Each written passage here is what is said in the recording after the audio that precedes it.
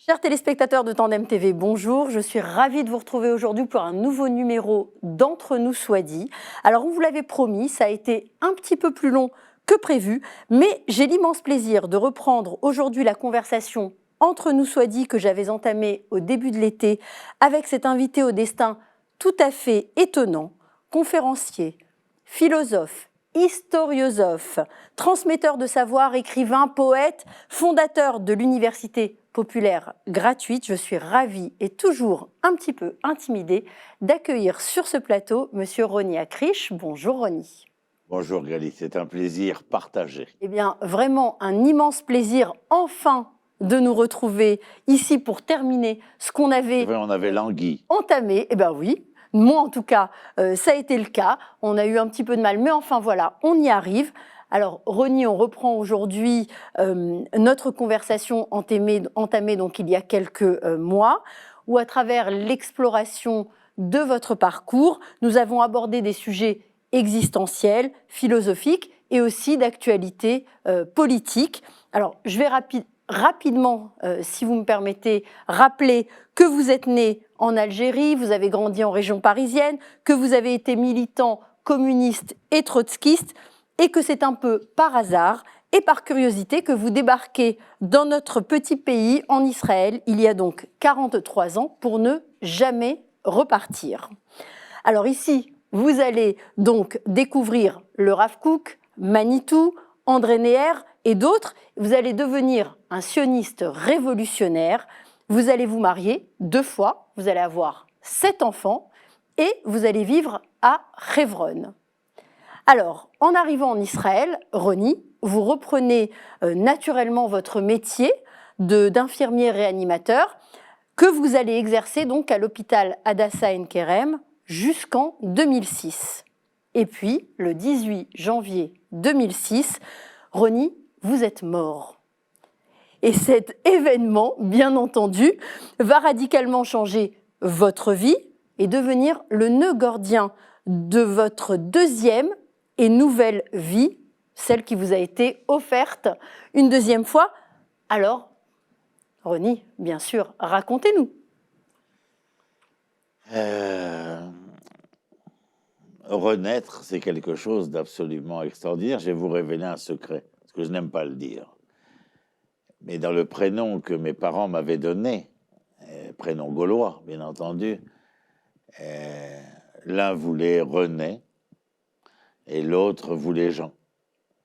Et on m'a appelé Jean-René. Et quand je me suis réveillé ce 18 janvier 2006 à 13h31, puisque tout a eu lieu à 13h28, et que ma femme était auprès de moi et mon frère, et chez mon frère, ça a fait tilt tout de suite, que le prénom était prémonitoire. On ne porte jamais un prénom au hasard. C'est ce qu'on pourrait dire. En tout état de cause, on rentre après un épisode pareil dans une période de latence post-traumatique. Et mes camarades de travail ont été de très bons camarades, de très bons amis, d'accompagnement et de réponse aux frayeurs qui survenaient, car on a à tout moment des retours de bâton de ce moment-là. Alors le 18 janvier 2006, pour nos téléspectateurs, vous faites un arrêt cardiaque. Absolument. À l'hôpital pendant votre garde.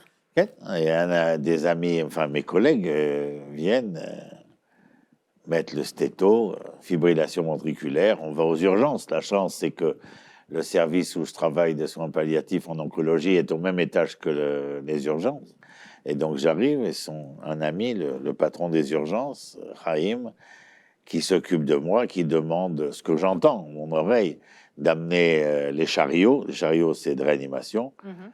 Mais je suis éveillé et que je les vois me perfuser. C'est-à-dire que vous avez une image très précise de ce qui s'est passé à ce moment-là. Et au moment où on me perfuse, j'ai plus de souvenirs.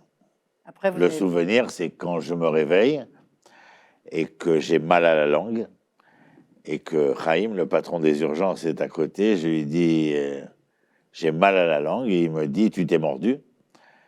Et je demande, dans ce réveil-là, comment je me suis mordu. Il m'a dit, quand tu as eu une crise d'épilepsie. Et je lui dis, mais quand j'ai eu une crise... Il dit, ça, c'est pas ici, c'est quand tu étais là-bas. C'est le premier mot dont je vais m'imprégner quand tu étais là-bas. Et c'est la première fois que je vois les urgences d'En Karem qui sont une véritable bruyance au quotidien. H24, 7 jours sur 7. Moi, en tout cas, je n'entends rien. Mais que quand mes yeux ne sont plus avec Chaim, mais vers tous ces gens que je vois dans toutes les couleurs, blouse blanche, pyjama bleu, pyjama vert, ce sont tous les gens qui vous connaissent depuis 30 ans. Et tout s'est arrêté parce que c'est l'un de nous qui... Tout le monde a entendu le trait, ce bruit... Et quand l'affolement nous prend en tant que soignant, de dire Aria, défibrillation, écartez-vous, j'imagine quoi. Mais un autre ami, qui est un ami jusqu'à aujourd'hui, qui est professeur de cardiologie et qui me suivait, il s'approche de moi, il prend la main, mais il a une larme dans l'œil et il me dit bienvenue. Alors, ça m'émeut toujours, je ne peux pas trop en parler. Bien sûr, bien sûr. Parce que ça m'émeut énormément. Alors puisque vous êtes ému, moi je vais, si vous me permettez, lire... alors déjà, donc, vous êtes terrassé donc, par une crise cardiaque, on l'a compris, cliniquement mort. Alors pas de lumière blanche, pas de long tunnel, rien de tout ça. Vous revenez miraculeusement à la vie. Oui, ma mère, quelques années précédemment, au même âge, fait la même chose. Et la réanimation ne réanimera jamais. Vous, miraculeusement, vous revenez. Et si vous me permettez, le Rav Kling, que nous recevons ici parfois, raconte sa version dans un texte, très joliment, un texte qu'il vous a consacré, si vous me permettez. Je vais le lire parce que je pense qu'il y a tout. Alors, le Rav Kling dit « Roni Akrish est mort une première fois le 18 janvier 2006. J'imagine fort bien le grand chambardement que l'arrivée de sa belle Neshama suscita dans le monde d'en haut. Les anges durent la recevoir avec l'émotion qui étreint ceux qui retrouvent une tendre amie dont ils avaient été trop longtemps séparés. Mais l'ange Raphaël, préposé à la santé physique et morale des êtres humains, réclama le silence. Désolé de plomber l'ambiance, mais j'estime que le travail de Roni est trop précieux pour que ceux d'en bas puissent s'en passer si vite. Je vous demanderai donc de bien vouloir relâcher sa Neshama afin qu'elle puisse rejoindre son corps pour de nombreuses années encore et qu'ainsi les paroles de Torah qu'il est le seul à pouvoir transmettre de cette façon-là puissent atteindre le plus possible de gens et qu'il les aide ainsi à reconstruire leurs âmes. C'est ça votre mission, Roni, depuis 2006 ? Aider les gens à reconstruire leur âme ? Oui, parce que moi, le premier, j'ai refait mon âme selon la parole de l'un de mes maîtres que vous avez cité, le professeur André Neher, et qui est le titre d'un de ses ouvrages. Ils ont refait leur âme. Alors, je ne suis pas célèbre comme tous les personnages qu'il y a dans ce livre, mais l'idée est là, c'est-à-dire que le retour dont on avait parlé dans la première émission, ce retour à soi, ce retour à ce jeu qui décline l'histoire, la langue, la culture, la terre. Ils ont refait leur âme. Mon âme se voulait plurielle et elle venait de comprendre dans ce retour précédent qu'il n'y aurait d'appréciation pleine et entière de la pluralité qu'à travers, de prime abord, les retrouvailles avec ce qui me singularise. Et c'est à travers ce jeu-moi, ce dialogue entre le jeu et le moi, ou le jeu et le tu chez Martin Buber, mais le jeu et le moi, c'est comme un jeu et tu d'ailleurs, je me répète, que je vais pouvoir donner, offrir et octroyer de manière beaucoup plus probante que ce qui avait été fait avant la mort. Et puis la chose qui va en être, je dirais, la preuve ou l'élément révélateur, eh bien, c'est l'écriture. Ça, c'est quelque chose qui n'avait jamais existé. Quand on interroge ma femme sur mais comment elle lui dit non, ça c'est quand ils ont défibrilé, il y a des boulons qui ont sauté. Elle dit parce que moi je connais pas la poésie en alexandrin. Elle dit je sais pas d'où ça sort. Ça lui, il vous monte au bureau 1h30, il vous sort un poème, 4 strophes, 4 vers alexandrin, rime intercalée. Et ça avant 2006, vous ne l'aviez pas. La parole, ça oui. Oui. Ça, la parole, c'est depuis l'âge de 14 ans. Oui. Faire passer des vessies pour des lanternes. Comme je dis, j'ai réussi à convaincre ma femme de m'aimer, pas parce que je ressemblais à Alain Delon, mais parce que j'avais une langue qui était fleurie, etc., etc. J'avais un verbe qui laissait depuis le lycée, quoi. Je veux dire. C'était votre arme de séduction massive. Ouais, c'est tout, je veux dire. Et pas seulement du point de vue de ces relations hommes-femmes, aussi quand il s'agissait du combat concernant oui ou non soutenir la loi de Bray sur le report d'incorporation des classes de terminale pour qu'elles puissent faire une licence et ensuite, ou que ce soit pour la loi sur l'avortement de Simone Veil, le soutien, et de convaincre, je veux dire, presque aussi facilement, aisément. Voilà. Et cette parole, effectivement, après 2006, est-ce que, quelque part... elle est toujours là. Bon, alors déjà, bien sûr, elle est toujours là. Elle est toujours là, mais elle écrit. À transmettre, est-ce que même ce geste d'écriture, il est toujours fait dans l'optique et dans l'objectif de la transmission, oui. Donc et de l'enseignement de la Torah. Absolument. Torah veut dire enseignement. Et donc, il est bien évident que c'est resté mon pôle d'attraction essentiel, qui est, je ne parle pas, je n'écris pas, si ce n'est que pour transmettre quelque chose et créer la discussion, la conversation, le dialogos, c'est-à-dire être à deux dans le logos, qui se traduit en grec soit par la parole, soit par le savoir, mais donc dans cette polysémie-là, où le savoir est parole et la parole ne peut être que savante. Voilà. Et donc, j'ai lu quelque part que vous disiez, enfin, que vous aviez écrit, j'ai lu quelque part que vous disiez que vous êtes un prof d'amour. Oui, ça c'est bien avant, c'est dans les interviews que j'avais fait, Nouvel Observateur, l'Express, etc. Et René Bachmann, dans le Nouvel Obs, m'avait demandé comment tu te définis.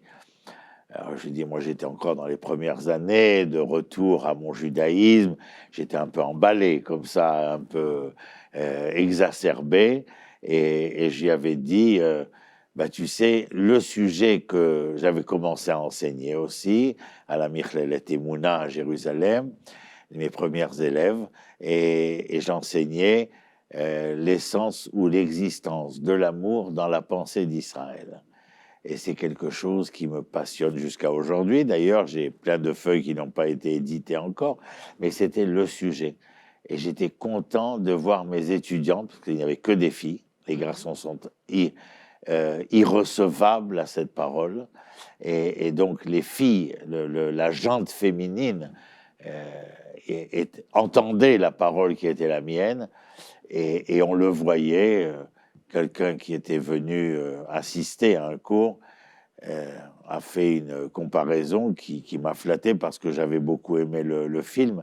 Il m'a dit, alors c'est quoi? C'est le cercle des poètes disparus au féminin. J'ai dit, en quelque sorte, mais j'enseignais en me mettant sous la table, ou en montant sur la table, ou en courant, enfin, des tas de choses qui faisaient que je ne pouvais pas faire en sorte que la parole soit seulement parole, mais qu'elle soit liée à la gestuelle. Et il fallait que l'on sente que ce qui était offert, octroyé ou donné d'un point de vue savant et enseignant sur un sujet aussi ébranlant les esprits, les cœurs et les corps, il fallait que cela vienne du tout de moi, c'est-à-dire non seulement la parole, mais le corps en mouvement également. On ne peut pas rester assis derrière un bureau ou levé au tableau et en essayant d'expliquer des concepts à la Foucault ou à la Deleuze. Pas enseigner avec parcimonie, mais au contraire avec générosité. Voilà, et avec générosité. Et puis, il y a eu des réactions qui étaient des fois très étonnantes, je veux dire, parce que les choses, on le sentait portées au cœur et au corps, où j'ai des étudiants qui se sont étouffés, à qui il a fallu donner un sac pour faire, de réoxygéner, ou celles qui sortaient en claquant la porte, parce que tout d'un coup, le flot émotif était tellement important. Une fois, j'ai arrêté la deuxième heure de cours pour aller voir une des étudiantes, parce que j'avais expliqué comment l'amour se profilait dans l'accompagnement des malades en fin de vie dans mon service en oncologie.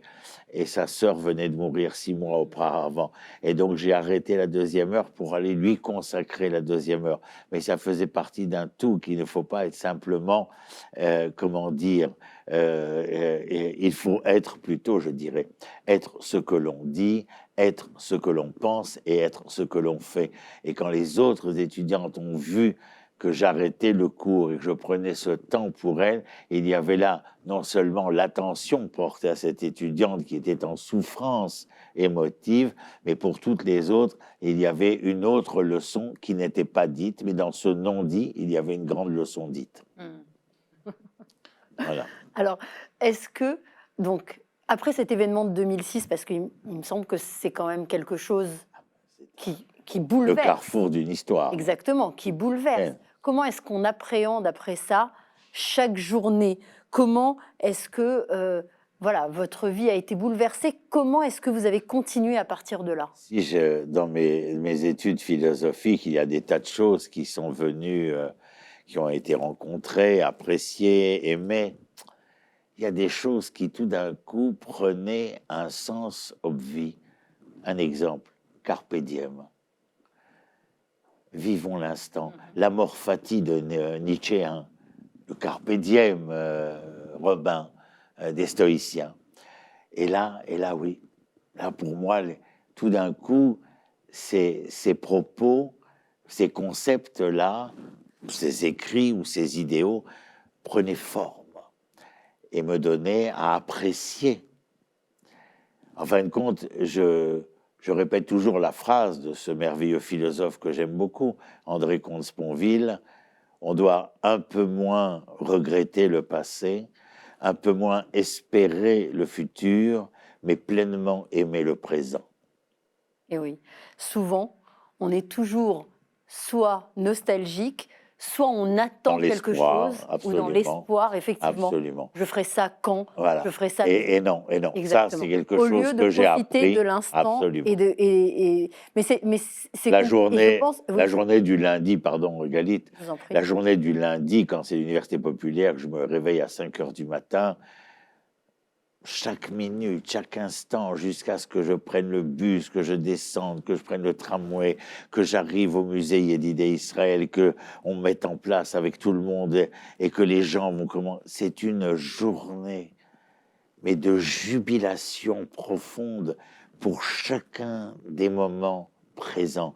C'est-à-dire que l'instant reste et demeure à jamais formidable. Et dans cette cet état de formidable. Alors vous comprenez qu'il n'y a rien à regretter, il n'y a rien à espérer, mais qu'il faut vivre, vivre. Et le présent, c'est intéressant en français. Le présent est non seulement la conjugaison d'un temps, mais il est aussi le principe d'une offrande, d'un cadeau, le présent. Exact. Et c'est ça, le présent. Mais on est un peu... Et la gratitude aussi d'avoir eu une deuxième chance. C'est votre gratitude, elle se reflète dans vos faits et dans vos gestes. Le fait d'avoir voulu écrire parce que j'en ai besoin, c'est une thérapie. Je n'ai pas honte de le dire. Je suis dans une grave forêt inimaginable, que moi-même d'ailleurs je suis surpris de voir chaque jour. Mais cette écriture, elle se veut bien sûr une thérapie, mais étant donné qu'elle vient de si loin, si loin et si profond, qu'elle ne peut pas rester sienne. On doit la donner. D'ailleurs, qu'elle soit en hébreu, qu'elle soit en français, oui. Elle se veut être don. Et ça, c'est une chose. Et la gratitude, elle est dans le geste aussi, c'est-à-dire de créer quelque chose qui est encore cette semaine, quand vous arrivez, vous avez toutes ces nombreuses personnes, parce que Baruch Hashem, l'auditorium est plein. Et oui, on en parlera après, vous cherchez un endroit. Un peu et de dire, ben, la semaine dernière, c'était mon anniversaire, Dalet Bekislev. Mazel tov. Et tout d'un coup, l'une de mes collègues, elle monte à la tribune de l'auditorium, parce que c'est une scène avec un podium et tout, c'est une véritable salle de spectacle et de conférence, et elle commence à parler de moi. Je regarde, puis d'un coup, je comprends que c'est l'anniversaire, et puis ma fille arrive avec des ballons, le gâteau, etc. Elle, je l'appelle la princesse Nefertiti, parce qu'elle doit lui ressembler comme deux gouttes d'eau. Et tout d'un coup, toute la salle se lève et vous chantez Moulédé de sa mère. Et tu sais à quoi j'ai pensé? Je dis, ben voilà, entre autres choses, c'était pour ça aussi. Tous ces gens sont là. Pas pour toi, grâce à toi. Mais grâce à toi, il se passe quelque chose chaque semaine dans un événement et un projet qui est unique dans le pays. Et qui interpelle des centaines de gens, qui fait bouger des dizaines et des centaines de maîtres de conférences et de maîtresses de conférences, de professeurs, de docteurs, de chercheurs, de scientifiques, de tous les horizons, depuis Metula jusqu'à Eilat et depuis Tel Aviv jusqu'à Beth-Shean. Et tout ça pour transmettre. Tout ça transmettre. J'ai dit la parole du lycée. Oui. Parce que tous mes camarades qui sont dans la sécurité, des anciens officiers supérieurs, des chercheurs, ils me donnent des noms. Je dis, mais appelle-les, vous les connaissez. Il me dit, non, non, toi, quand tu leur parles, ils viennent gratuitement. Il dit, nous, on avait... Et oui, parce qu'il y a cette dimension de gratuité qui est très importante dans l'université. Voilà, c'est ça. Et la parole, tout d'un coup, je t'ai dit, mais alors quand on était en première et que je me suis fait renvoyer, alors ma mère, de sa grandeur gauloise, elle me dit bon à rien, et le censeur, il lui dit madame tout sauf bon à rien. Et je dis mais comment pouvez-vous dire ça, monsieur le censeur? Il dit venez voir. Il avait une baie vitrée, et il dit regardez, qu'est-ce que vous voyez? Ben, il dit vos élèves, ils sont tous assis par terre. Il dit non, mes élèves, ils sont pas tous assis par terre. Ils se sont assis par terre parce qu'ils font le sitting parce que votre fils leur a demandé. Et quand il va leur dire, ils vont se lever parce qu'il y avait un problème, mais peu importe maintenant pour quel sujet. Ouais. Alors il dit, vous voyez, il ira loin, mais pas chez nous. Et donc j'ai été renvoyé. Mais encore une fois, je voyais que la parole. Et quand je parle avec le général, on ne va pas le nommer, c'est un XY, et que je lui explique, René Acri, Université populaire, il ne sait même pas de quoi il est question, mais j'ai un laïus que je leur fais. Alors il y en a qui me disent, peut-être c'est ton accent en hébreu, j'ai gardé l'accent en français. Alors je leur dis, c'est le chen, c'est le point de grâce. ou ce que je leur explique, je ne sais pas quoi, mais ils viennent, 95% viennent, ce que j'ai déclaré Yediot Aharonot, 95% disent oui, Extraordinaire. je viens, mais au nom de quoi? Alors, est-ce que vous avez dit appartenir, ou en tout cas vous revendiquez, de la philosophie pessimiste? Ah, pessimiste, oui. D'accord. Et Ouais, tout ce ouais. que vous nous dites là, c'est tout sauf du pessimisme, de Oui, l'espoir, d'accord. Ouais. de l'optimisme. Et pourtant, vous restez pessimiste par rapport à la nature de l'être humain. Et puis, il faut savoir aussi que dans la philosophie pessimiste, ce n'est pas ce que l'on entend de manière primaire, c'est-à-dire je broie du noir. Non. Le pessimisme est la volonté de vouloir prendre conscience de réalités telles qu'elles sont et non pas telles qu'on voudrait les voir. Mais parce que vous êtes capable d'appréhender ces réalités à travers ce qu'elles sont, avec leurs défauts, avec leurs manques, eh bien, vous avez un, comment dire, un surplus d'intérêt, un désir multiplié de voir s'il est possible, comment dire, de faire en sorte que cela change, que cela évolue vers le mieux et le meilleur. Mais c'est parce que ce monde me paraît... je ne broie pas du noir. Je dis simplement que lorsque j'ai écrit la semaine dernière sur les violences sur la route, c'est sur ça que je voulais, et ces violences que je vois au quotidien, je me dis, mais quelle racaille l'être humain! C'est une racaille. Et là-dessus, je n'ai aucun doute. Ve'adam ra mineurav. L'homme est mauvais depuis le moment où il se meut. Et je comprends. Mais et pourtant, vous avez écrit, alors on va, si vous voulez bien, je vais expliquer un petit peu à nos téléspectateurs de quoi on parle, puisque c'est vraiment à ça que je voulais vous amener. On a assisté donc il y a quelques jours, une dizaine de jours, à un drame terrible en Israël, à Holon. Un motard a froidement assassiné un piéton de 52 ans qui traversait tout simplement la rue avec sa femme, juste parce que ce dernier s'était permis de l'interpeller sur le fait qu'il était en train de brûler un feu rouge. Donc l'assassin et sa victime sont tous les deux des juifs, et c'est sur ça que ça m'intéresse, justement ce pessimisme par rapport à ce que vous disiez, l'être humain est mauvais de naissance presque, de naissance. Et pourtant, vous avez écrit un très très beau texte sur cet événement spécifique en disant que malgré tout, en tant que société, nous, quand on est confronté à ce genre d'événement, on a de la compassion, on ressent de la compassion, on se demande où est passé le sens moral de l'assassin. Qu'est-ce qui a bien pu se passer à ce moment-là ou dans sa vie pour arriver à un tel degré d'inhumanité? Absolument. Donc, est-ce que c'est par rapport à ça que je vous ai lancé sur effectivement la philosophie pessimiste? Parce qu'une fois qu'on a dressé un constat, est-ce qu'on a des solutions? Est-ce que Israël, en tant que nation et en tant que peuple, finalement, est arrivé aujourd'hui exactement au même stade que n'importe quel autre pays du monde? Là-dessus, nous ne pouvons être que d'accord. Il n'y a aucune différence. Et pourtant, tout nous porterait à essayer d'être meilleurs. Il y a des élus dans le peuple, mais nous sommes très loin d'un peuple élu, quel qu'il soit. Il y a des justes dans la nation d'Israël, mais la nation d'Israël n'est pas juste.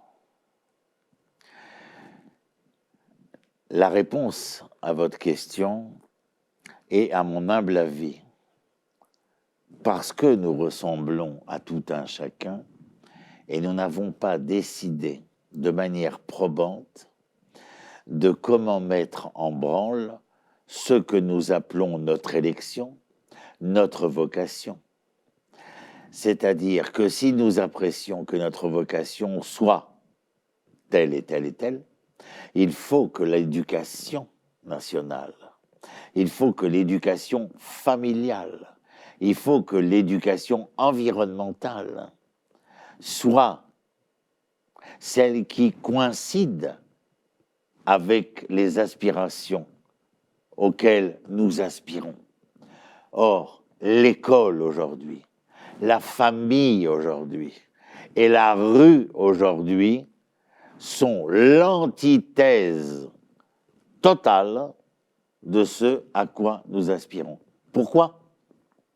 Eh bien parce que à la maison, à l'école et dans la rue, nous n'aspirons qu'à avoir.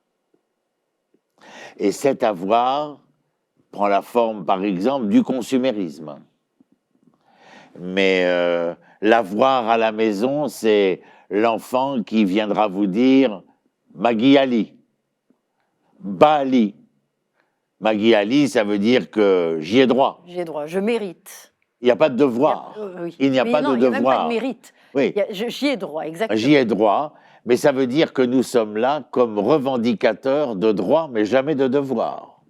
Et ce que nous retrouvons au sein du microcosme familial, nous le retrouvons au sein du macrocosme national.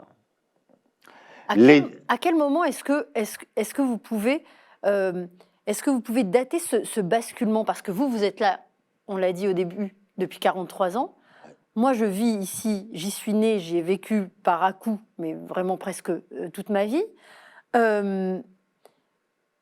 À quel moment est-ce que ça a basculé? Parce que moi, je me rappelle d'un Israël pas du tout ce que vous décrivez là aujourd'hui. Absolument. Pas du tout. C'est-à-dire que c'était l'endroit le plus sûr, malgré toutes les guerres, l'endroit le plus sûr de toute la planète. Okay.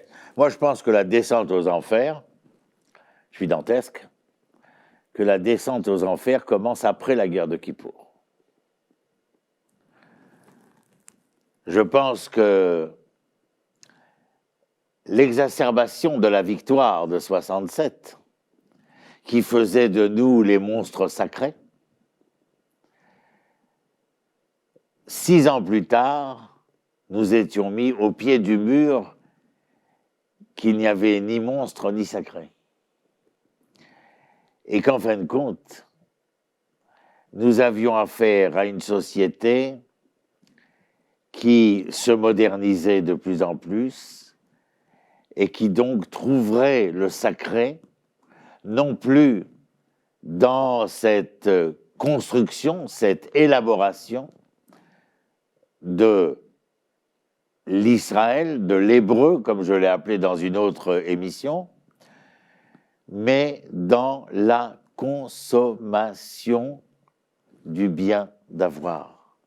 En fin de compte, une manière de vous dire que le bien-être ne pourrait être que lorsque je possède.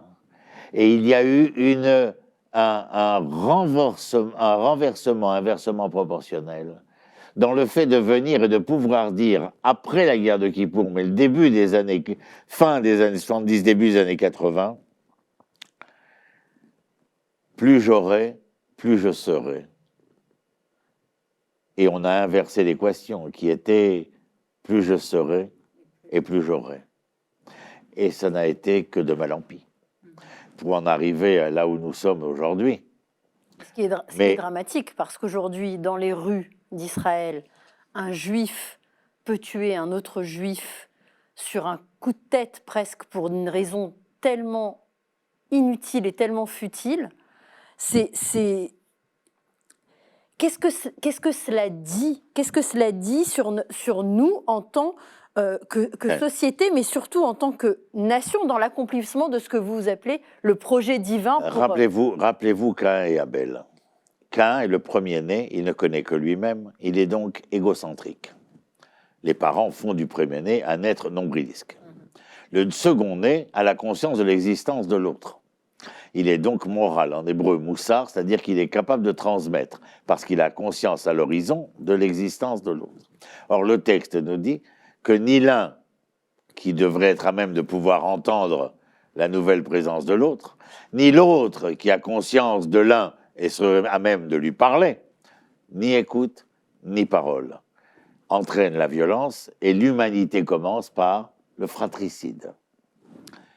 Et là, il faut que nous comprenions que la violence en hébreu, c'est alimut. Et que muet en hébreu, c'est la même racine, alim. Dans une société qui se veut de consommation hyper communiquée, mais sans communication, c'est-à-dire muette dans son essence, la violence y est d'autant plus probante. Lorsque la conversation, le dialogue et la parole ont disparu, l'écoute ont disparu, parce que chacun étant persuadé de détenir l'ultime vérité, eh bien, nous créons une annihilation du dialogos dont je parlais précédemment, et dans cette, dans ce néant, il ne peut y avoir d'être. Et je ne suis pas là pour paraphraser Jean-Paul Sartre dans L'être et le néant. Mais là où il y a ce néantisme-là, eh bien, l'être n'est plus probant, n'a plus de valeur, n'a plus de fonction. Pour faire ce qu'ont fait les nazis dans les camps, il fallait que l'homme ait perdu sa lettre et soit devenu un chiffre. C'est donc une décomposition de l'être, d'avoir rendu l'être néant. Lorsque la violence sévit dans nos rues au quotidien, c'est parce que les individus sont devenus des formes du néant, et que ce néant-là, on peut le frapper, on peut le battre, on peut le poignarder, on peut le tuer, etc., etc. Là où il y a le muet, il y a la violence. C'est très... Du coup, là, cette philosophie du pessimisme et vraiment s'exprime, enfin, en tout cas, elle est présente dans tout, parce que mais il faut nous ne voyons pas comment on pourra sortir de ce cycle. Lorsque hier, une voiture s'est mise en travers, est venue frapper avec un objet contondant la voiture, oui. Les juges ont dit, n'ont pas condamné oui. sévèrement la chose. Oui. Ils ont donné un verdict qui laisse planer la possibilité à tout autre d'agir de cette manière-là. Vous comprenez qu'il y a ici tout un système éducatif qui est à revoir, et il ne s'agit pas simplement de l'éducation à l'école, mais de manière générale dans l'ensemble des propriétés de la société. Ce que vous décrivez là, c'est un phénomène que nous pouvons constater depuis déjà plusieurs années, même des décennies, dans l'Occident, dans les pays, en Europe par exemple, ou aux États-Unis. Ce sont des phénomènes qui existent déjà, dont on se pensait, à tort, épargné, préservé. Bien sûr. Mais pensez simplement, cette semaine, nous avions un de nos maîtres de conférence sur comment on appelle ces enfants, ADHD en français. Oui, les hyperactifs. Les hyperactifs et manque de concentration. Oui.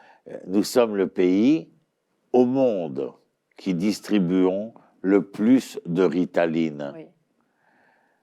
Ça m'a choqué, moi, quand j'ai amené mes enfants. Quand nous parlons dans le monde occidental de 5 à 10%, et que nous arrivons à près de 25% dans le système scolaire israélien, nous devons nous poser des questions. Mais les questions, elles ne sont pas aux enfants. Les questions, elles sont aux parents. C'est à eux qu'il faut poser des questions. Bien sûr. Bien sûr. Et d'un autre côté, on a l'impression que les valeurs le système des valeurs est brouillé. Je vous donne un exemple. Par exemple, on a vu, alors ça c'est encore une fois dans un microcosme, puisque c'est la communauté française en Israël ou même en France, la communauté juive francophone. On a vu un tollé, une levée de boucliers de toutes les autorités religieuses, les rabbins, etc., contre un acteur, un guignol, j'ai envie de dire, contre Gad Elmaleh, qui a fait un film sur sa fascination supposée pour le christianisme et pour les églises et pour voilà. Et là, on a entendu, mais il n'y en a pas un qui ne se soit pas exprimé sur le sujet. Ça a fait un scandale. Non, je parle de rabbins. Je parle de rabbins et d'autorités religieuses qui ne se soient pas exprimés sur le sujet. En revanche, sur cet événement dramatique, un juif tue un autre juif, ça aurait dû provoquer un tollé général. Rien. Et je crois qu'il n'y a aucune extrapolation. Encore là, ici, il n'y a que vous qui n'avez pas parlé de Gad et qui avez parlé de cet événement. Parce que d'abord, on m'a demandé, on m'a interrogé, bien entendu. Alors moi, j'ai voulu être un peu ironique. J'ai dit, qui c'est Gad? Bien sûr. Je ne sais pas qui c'est. En tout état de cause, cette espèce d'obnubilation de ce qui se passe en France et en Navarre de manière pathologique chez beaucoup de ces Gaulois rescapés de leur gauloiserie me dérange énormément. C'est la raison pour laquelle l'université populaire gratuite, on me dit c'est en français, monsieur Acri, je dis que Dieu nous préserve, c'est en hébreu. et il faut déjà que je n'appréciais pas, enfin, vous connaissez mon histoire, jusqu'à l'âge de 25 ans, je n'avais pas fréquenté ce monde-là, là-bas. Ma découverte d'Israël me permet de me préoccuper, de m'inquiéter, d'agir et de faire en sorte qu'il s'agit de tous, y compris des francophones. J'écris en français, pas parce que je sais que je vais être lu par des juifs qui parlent le français, mais parce que je vais être lu par des francophones dans le monde, grâce à Internet, bien évidemment. Bien sûr. Donc cela m'intéresse. Mais je ne crois pas que ce soit le sujet sur lequel nous devions être portés. Non, mais bien entendu. Et vous aviez pourquoi raison. Je fais la comparaison entre les deux sujets. Parce que, effectivement, quand le sujet d'un acteur qui fait un film met dans un état d'émoi tel des autorités religieuses qui disent que ça peut mettre en danger l'unité du peuple d'Israël en disant qu'on est arévim zélésé, qu'on est responsables les uns des autres et garants les uns des autres. En revanche, un meurtre, un juif qui tue un autre juif, là, ça ne met pas en danger notre unité? Vous avez toute la réponse entre ceux qui se préoccupent du spectacle, c'est-à-dire du superficiel, de l'avoir dont je parlais, et certains qui voudront se préoccuper non pas du spectacle, mais de la réalité et de l'intérêt profond qui ressort ici d'un problème de société absolument critique, je dirais dramatique, non. Parce que le drame est une tragédie qui se finit bien, comme chez les... la tragédie est un drame qui se finit mal, comme la tragédie grecque, et le drame, une tragédie qui se finit bien. Mais là, nous assistons à, je dirais, pour être optimiste dans mon pessimisme, je dirais que la situation en Israël est bien sûr dramatique. Dramatique quand nous parlons d'une analyse sociétale. Et cette analyse sociétale se fait jour également au vu et su des résultats des élections qui ont eu lieu, où l'on voit les banderoles de l'exacerbation extrémiste être brandies.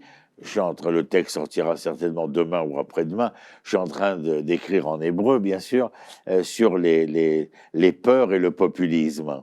Les peurs et le populisme ne sont pas la mainmise univoque des fascismes.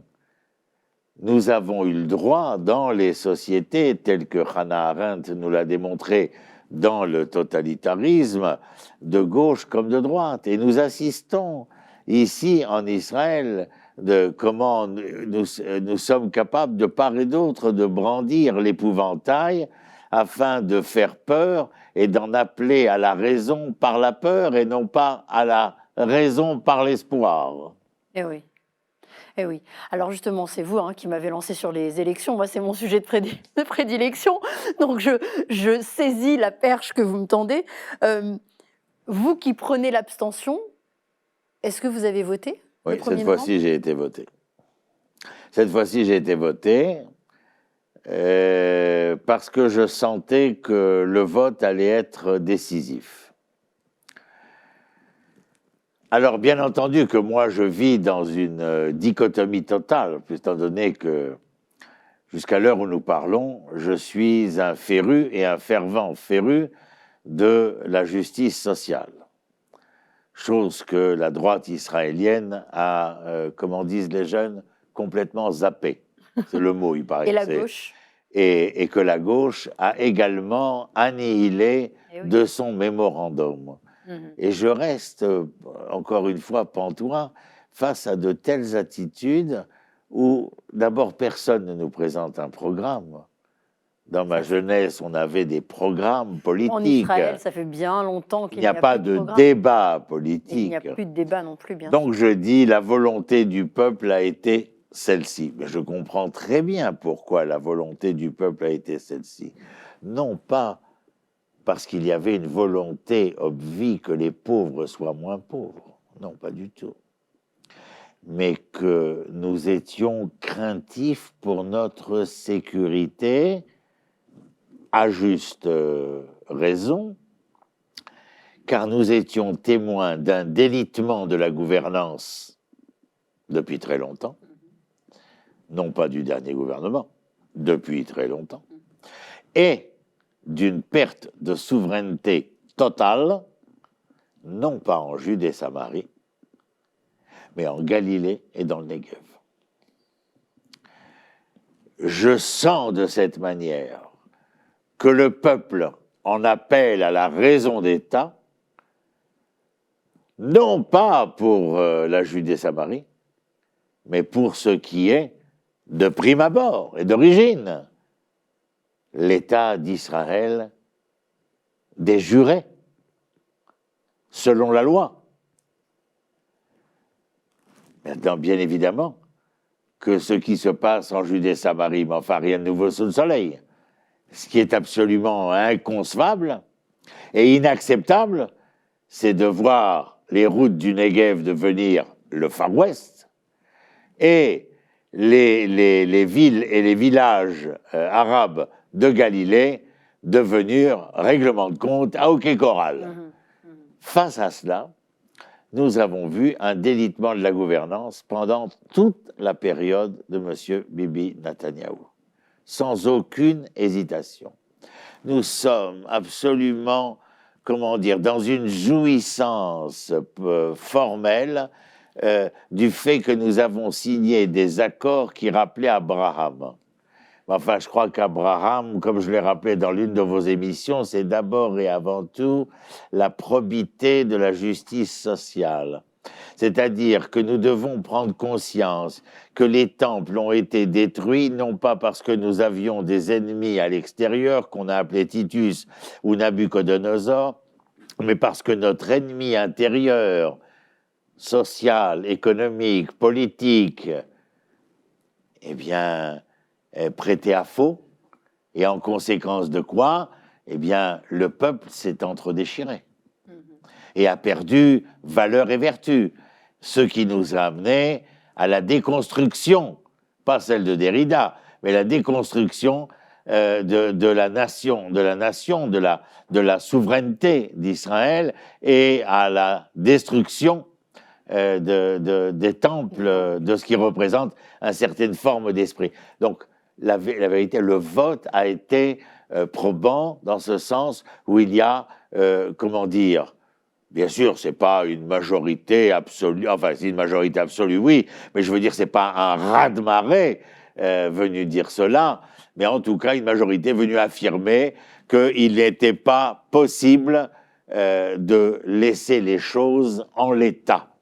C'est-à-dire que le délitement de la gouvernance, la perte de souveraineté étaient les ingrédients bien évidents de la déconfiture d'Israël dans les années, les décennies à venir, si l'on laisse les choses de cette manière. Je n'ai pas le temps de vous raconter, je participe à plusieurs forums, je crois que je vous l'avais dit une fois. J'appartiens au forum de réflexion du professeur Agassi Herzlia, qui est un peu comme centre et gauche. Le forum stratégique israélien, c'est plutôt droite. Les professeurs pour une meilleure appréciation politique et économique de l'État d'Israël aussi. Enfin bref, toutes sortes de forums où ces discussions ont lieu, etc. Parce qu'il est clair que nous comprenons. Il ne s'agit pas simplement de faire comme Madame Mikhaïli, de monter, de ruer dans les brancards et de faire des déclarations qui sont des slogans politiques, mais de comprendre les remous profonds de la venue de M. Ben-Gvir, de M. Smotrich, du monde orthodoxe, d'autant plus probant. Nous sommes avec quand même des représentants de la religion juive au nombre de 34. De la moitié presque de la coalition. Donc, il est évident que cela doit nous interpeller, nous remettre en question. Encore une fois, ce qui se passe avec M. Maoz concernant l'éducation nationale, dans certains points, certainement à nous interpeller, mais encore une fois, ne pas jouer, ne pas se laisser prendre au jeu de la gauche qui vient ici essayer de diaboliser les choses. Vous n'avez rien proposé de contraire. Mais ce qui se passe en ce moment en Israël, et c'est vraiment là-dessus que votre avis m'intéresse, est-ce qu'on peut assister aujourd'hui, j'ai envie de dire, au début de la fin? Parce qu'on a eu sur la terre d'Israël, le peuple a été souverain sur des périodes, des courtes périodes, des périodes qui ont duré moins d'un siècle, qui ont duré même environ 70 ans. On est là, en termes de période, dans le même laps de temps, et on a l'impression, pour la première fois, qu'il y a un réel danger d'être dans le début de la fin. Alors, je ne tomberai pas dans l'eschatologie, mais il est certain que nous risquons une confrontation dommageable pour la société israélienne s'il n'y a pas, encore une fois, dans l'éducation, l'éducation nationale, mais aussi dans le projet national, il n'y a pas une volonté de rassembler les pluriels et non pas de les confronter. Et c'est pour ça que je parlais tout à l'heure. Non pas de projets populaires par la peur, mais de projets populaires par l'espoir. L'espoir, c'est le nom de notre hymne national, mais en hébreu, ce n'est pas Kotikva, c'est Tzipia. Et Tzipia, ça vient du Tsofé. Tsofé, celui qui est capable de voir au loin, c'est l'éclaireur. Et voir au loin, c'est avoir une approche globale, contextualisée. Et comme disait Nietzsche, la perspective n'est possible que lorsque l'on a le contexte.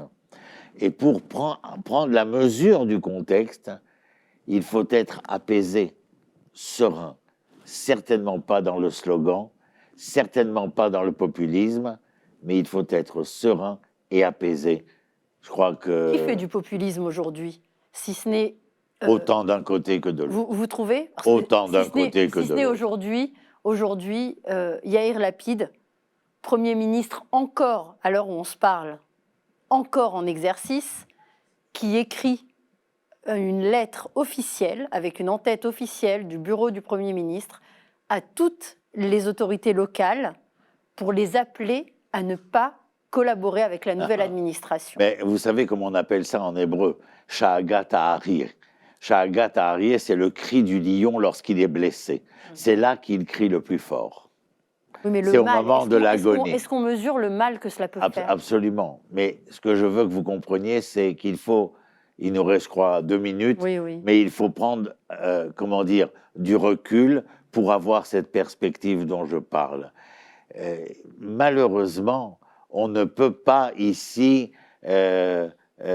définir quelques pans de la société comme étant porteurs de seule vérité sereine et apaisée. Il y a un tumulte à l'intérieur du peuple.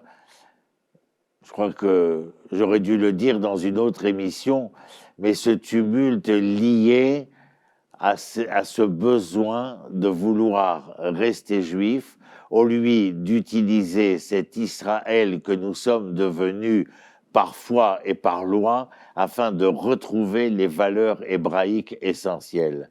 Et je crois que dans la conjoncture qui est la nôtre, chacun veut tirer le tapis à sa propre définition et empêcher l'autre de pouvoir se définir.